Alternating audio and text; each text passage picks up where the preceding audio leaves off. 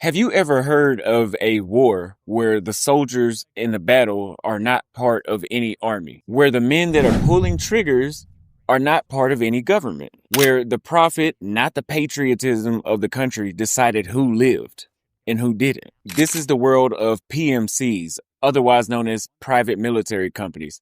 Today in this documentary, I'm going to take you through on how they originated, how they fight conflicts, where they fight conflicts, and how they are influential in Africa today.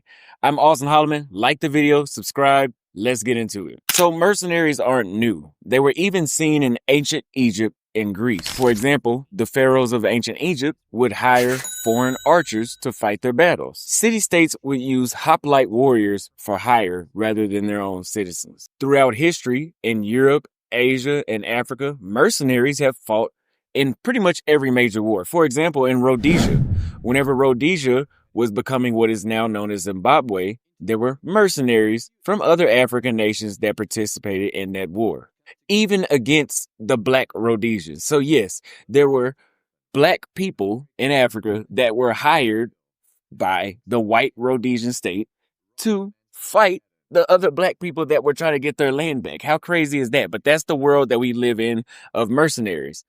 In Vietnam, you had mercenaries that fought on the American side against the communists.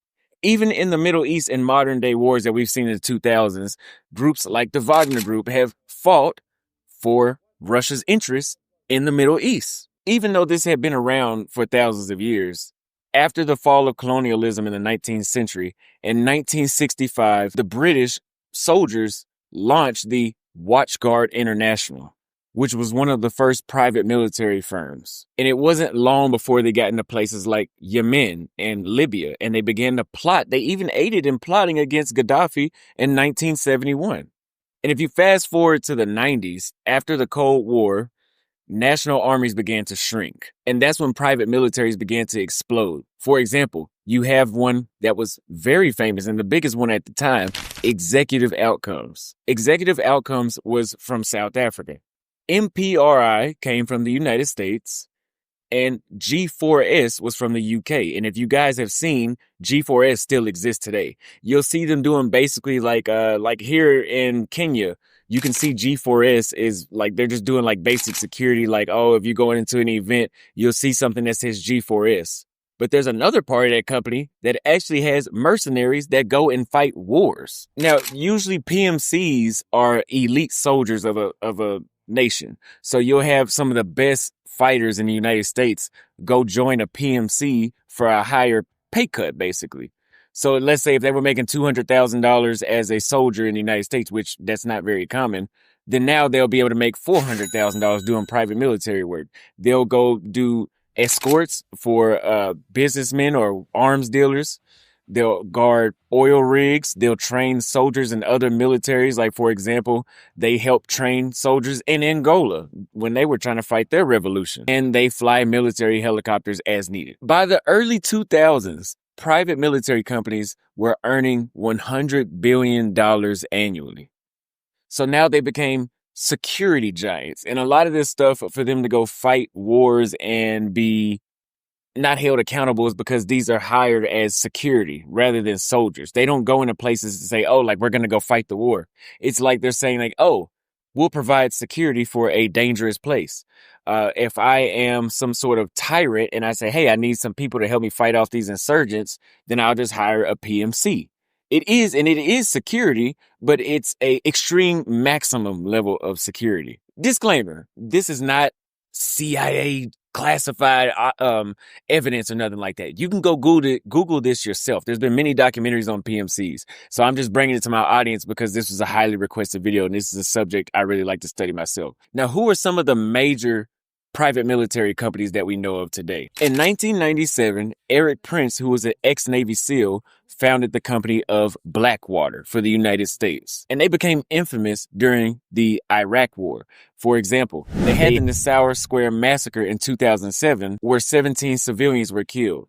After a scandal with this, they had to rebrand as XE. And then they rebranded again as Academy. But the reputation would never go away because obviously the public could see that it was the same company just being rebranded to try to escape atrocities that they would commit at times. And the next one isn't a company, essentially. It's more of a network out of Russia. And this is the very well-known Vagner group, which is linked directly to the Kremlin and led by Yevgeny Prigozhin, also known as Putin's chef. And they call him that because he was actually Putin's chef and he used to feed Putin's military through military contracts. And then he became a PMC at some point. Now, the Wagner Group started doing security operations in places like Crimea and Syria, but now they've spread out to Africa, and they're even called the Africa Corps now. Now, the Wagner Group has been well known for its brutal tactics and even war crimes. Some war crimes so bad to mention that I can't mention them here. You're going to have to do your research yourself. Now, Russia used to use the Wagner as a key tool for their influence around the world,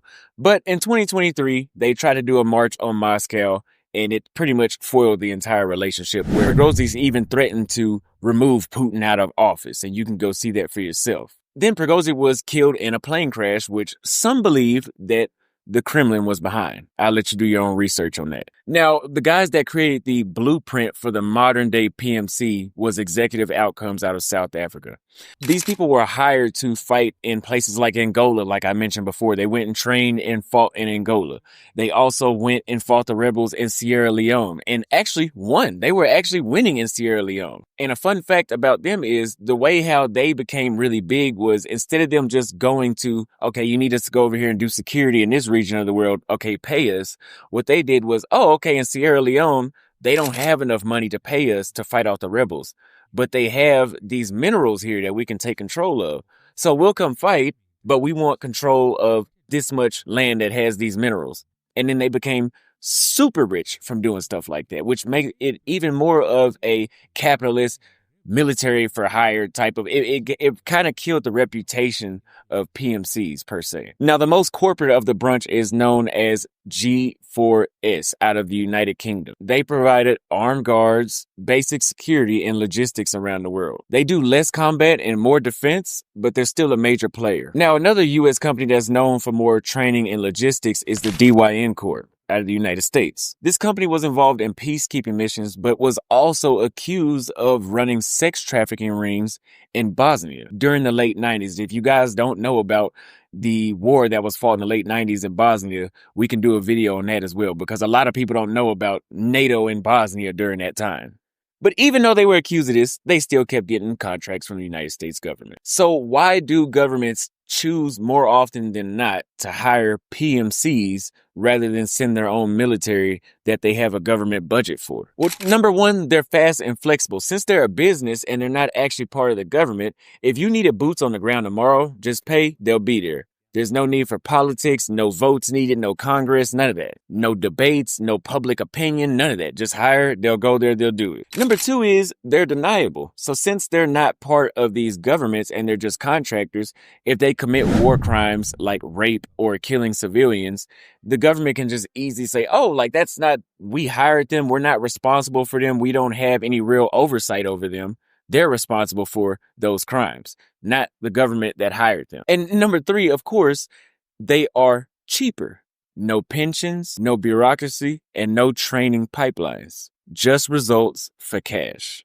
And number four, they reduce backlash. These contractors don't count official death tolls. For example, during Iraq, the United States government didn't have to explain anything to the public because these contractors don't count death tolls. They're not included in the history books as part of being that war. Only the U.S. soldiers would have been a part of it. So that sounds so good on paper to reduce liability and not be responsible for anything that these militaries do. But what could go wrong with it? It turns out a lot can go wrong, and a lot has gone wrong in the past with PMCs. And there's legal gray zones. These PMCs operate out of traditional military law. Who prosecutes someone in a lawless war zone? Nobody. For example, if there is a PMC and they go and they just slaughter a bunch of civilians, it's not necessarily considered a war crime because these aren't technically considered soldiers. They're just security. And this gives them a gray zone to be able to do whatever they want whenever they go do these security operations. Furthermore, human rights abuses is another fact. PMCs have been accused of torture, rape, massacres, and even smuggling, maybe even drug smuggling. Who knows? They're in a lawless zone, essentially. The third thing is it undermines the sovereignty.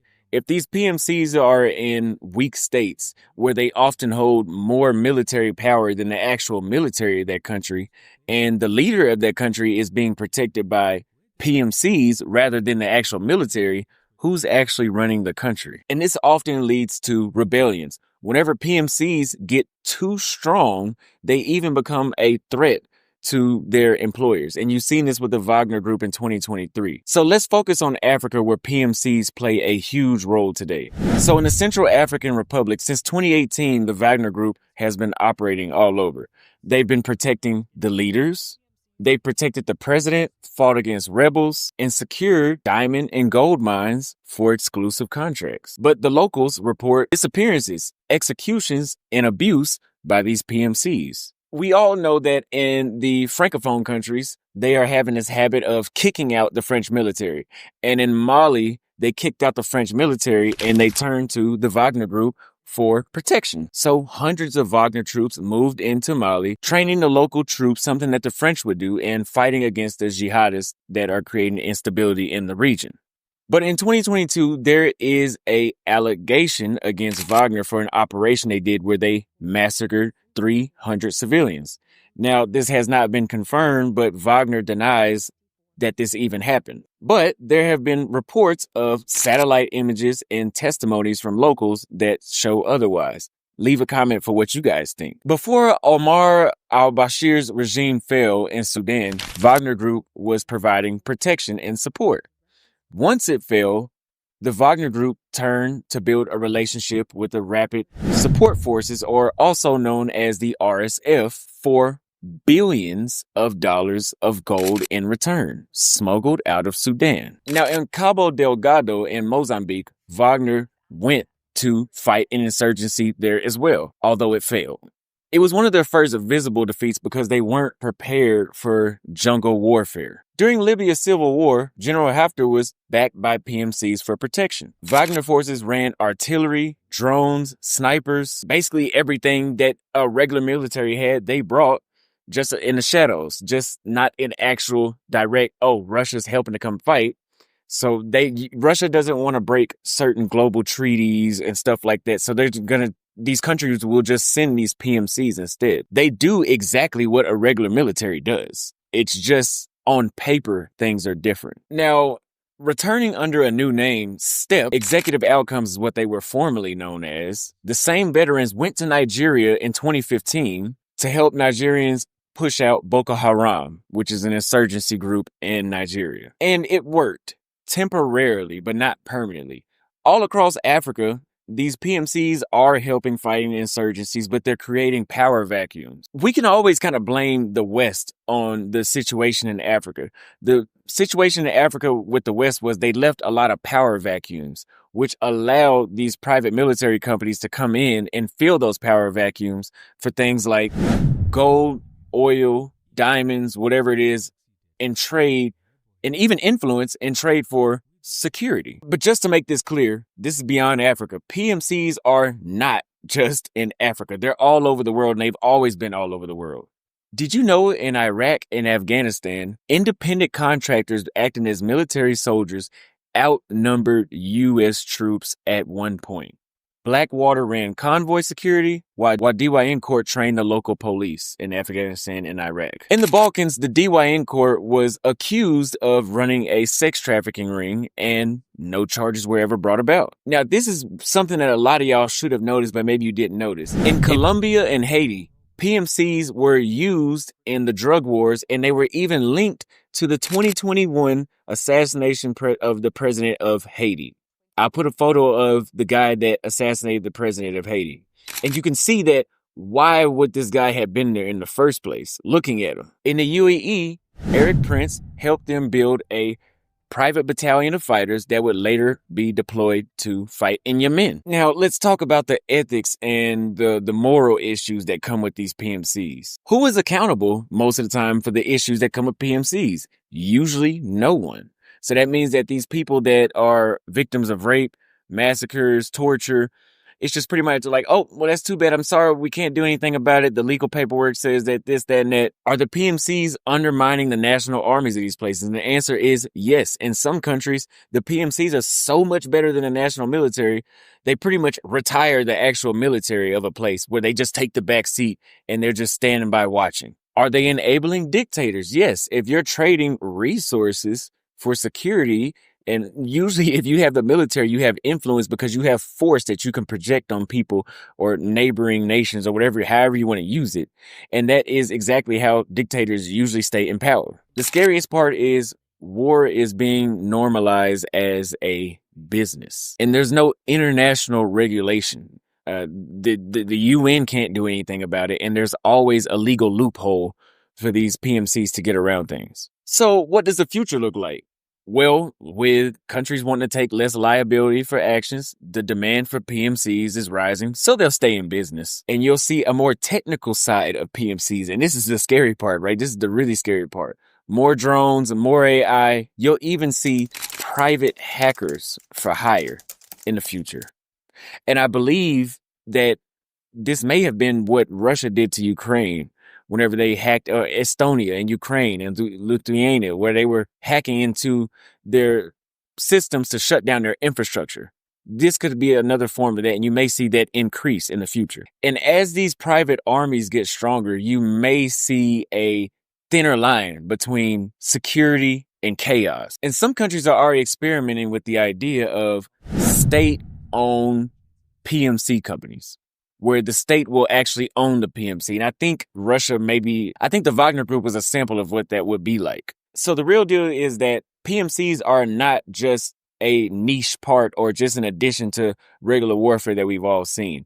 I want you to ask yourself these questions. Who gets to fight wars? Who profits? And who pays the price when things go wrong? Because at the end of the day, these private military soldiers are now shaping today's battlefield, whether if you like it or not. I'm Austin Holloman. I hope that was a fair assessment of PMCs. If I was wrong, correct me in the comments. I am just here to get as close to the truth as I can while not directly attacking anybody, to protect my own safety as a form of doing journalism. Let me know what you guys think. If you guys enjoyed that, tip me at $ Austin Holloman on Cash App, PayPal, Zelle, austinholloman@gmail. Or if you do not want to do that, you can always sign up for the Patreon. Everything is appreciated to support the work that I'm doing here for you guys, to educate you guys on what's going on around the world. I'll see you guys next time.